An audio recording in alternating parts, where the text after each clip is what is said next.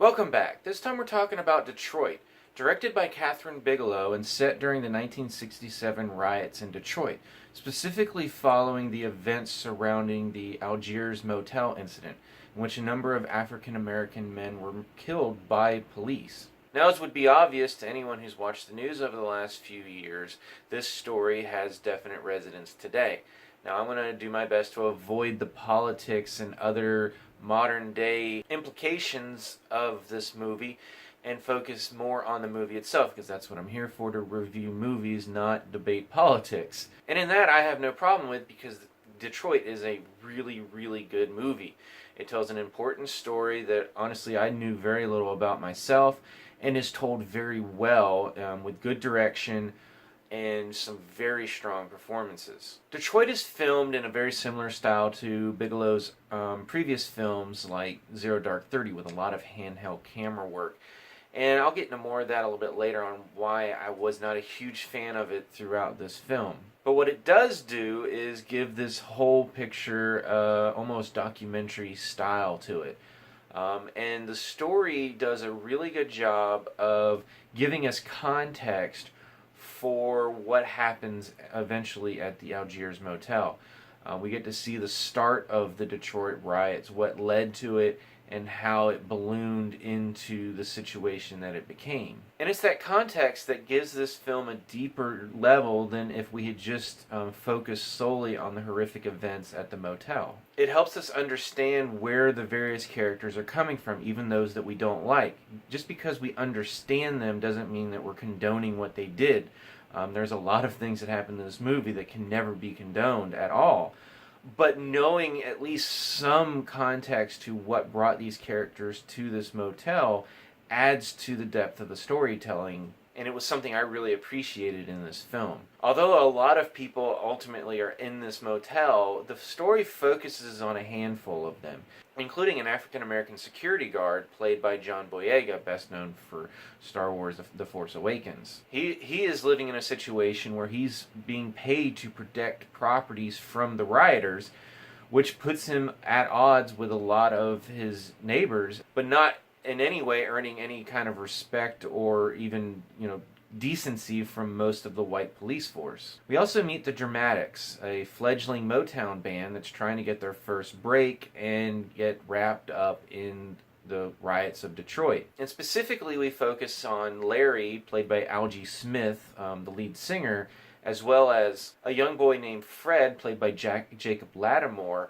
who is more or less serving as their agent. It is those two that ultimately end up at the Algiers motel when they get separated from the others during the riots. Also at the motel are a number of African American men, including an Air Force veteran played by Mackie, and a pair of white women who get wrapped up in all of this as well. Now, our last real main character is a white racist police officer named Krause, played by Will Poulter. And he is among those that get called to the Algiers motel when there are reports of gunfire. Unfortunately for everyone at the motel, there was no sniper or anything like that at the motel. It was someone playing with a starter pistol. But ultimately, the police, the state police, and the National Guard all arrive, and the local police, led by Krause, begin herding everyone in the motel, in this annex building of the motel,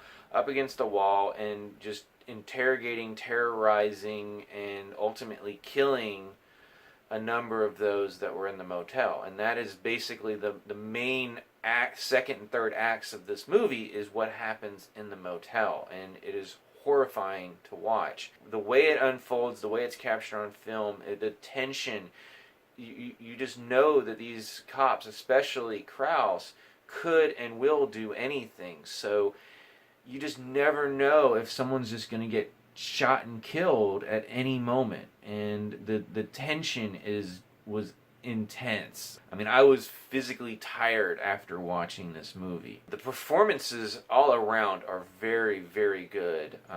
Algee Smith is great as Larry. He's the closest thing we have to a point of view character. Jacob Latimore is great as well. He seems to be getting better in every film I see him in, and he was very solid here.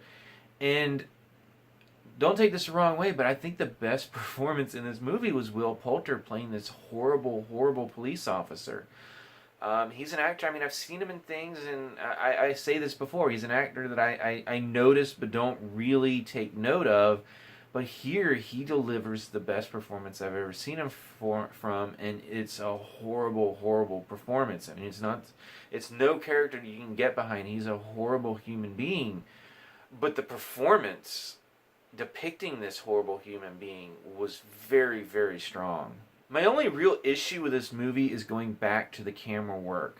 It's a lot of handheld camera work, and for the most part, the action in this movie is very static. Like, it's a lot of people being forced to stand against the wall, people being interrogated. There's not a lot of running. There's a couple scenes where there is running, and the camera work gets very, very distracting because it's almost impossible to tell what is going on. There are good reasons to use this style. Like I said, it does give it a more realistic documentary style that works well for this movie. Where I had some issues with was where there were some times, there's one moment in particular that just completely pulled me out of the movie, and it was a pretty dramatic scene, and I hated that I got pulled out. But certain things are happening, and there's like a reaction shot on one of the characters, and it's sort of, a little bit away, and then it kind of moves forward, and it's like someone was holding a camera, and I can understand, like, okay, if they're in this situation, everybody, even the person holding the camera, is going to be nervous, but the camera just jerks in like 6 different directions over the course of this like 5 or 6 second long scene, and it just felt forced, and that's really what I felt while watching the movie. It felt like, well, we need to have the camera shaking a little bit, even though there was really no reason for the camera to be shaking that much. If you wanted to depict a handheld style, I could see where maybe it moves once or twice, but it was just like, all right, at this point we're just shaking the camera to elevate the style. It did nothing for the scene, and like I said, it pulled me out. There were a couple other moments that were not as noticeable to me, but that would be my biggest complaint, really my only major complaint about this movie. It's a very interesting, horrific story that, like I said earlier, I did not know much about going in, and was enthralled with this story and just on the edge of my seat with the tension that they are able to build in this film. I also appreciated at the very end they note that there are no true written accounts of what happened, and they acknowledge that some of the scenes were dramatized and expanded upon based on the testimony of those that were there. I don't know how much of that happened. I just appreciate when a film acknowledges that. I'm not saying that the film is fake or false, but I appreciate that they put that in there just to acknowledge that, hey, not every single moment we have a concrete proof happened exactly like this. This is a hard movie to watch. It raises a lot of issues that, again, are very relevant today. It's a story that is worth knowing and was worth telling well in film, and Kathryn Bigelow and these actors and everyone else involved with this production tell it very, very well. So if you've seen Detroit, what did you think about it? And aside from the story itself, how did you feel about the camera work? Because like I said, that was my only real detraction from this movie. As always, you can subscribe to my channel, check out some of my other reviews, and until next time, I'll see you at the movies.